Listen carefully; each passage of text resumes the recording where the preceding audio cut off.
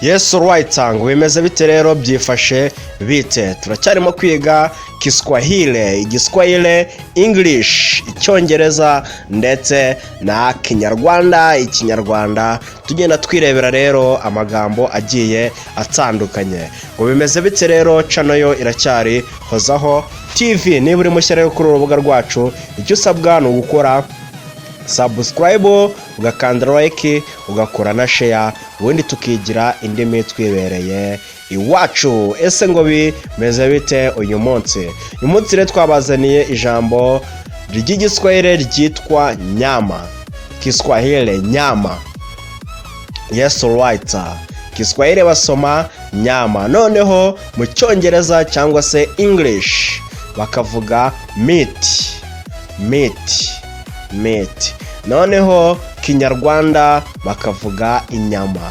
Yes, inyama mu Kinyarwanda, mu Cyongereza bakavuga meat, noneho mu Giswahili bakavuga nyama. Yes right. Urukumva rero ni ibintu bigiye bitandukanye. Mubwira uti niba ukeneye rero kugenda wiga izindi icyo usabwa ni uguhozaho nka Hozaho TV. Yes right. Ijambo rya kabiri rero tugiye gukurikizaho nere ngire baryita mwaka. Yes right. Baryita mwaka mu Giswahili. Kiswahili basoma mwaka. Yes. Noneho mu Cyongereza cyangwa se in English, mu Cyongereza English bagasoma ya. Yes. Bagasoma ya.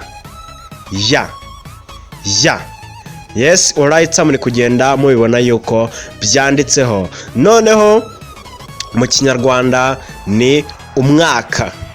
Yes, mu Kinyarwanda ni umwaka. Uri kumva rero uko rero ari ibintu bigiye bitandukanye. Mu Kiswahili basoma mwaka, English bakavuga ya. Yes, noneho mu Kinyarwanda twebwe iwacu naha tukavuga mwaka.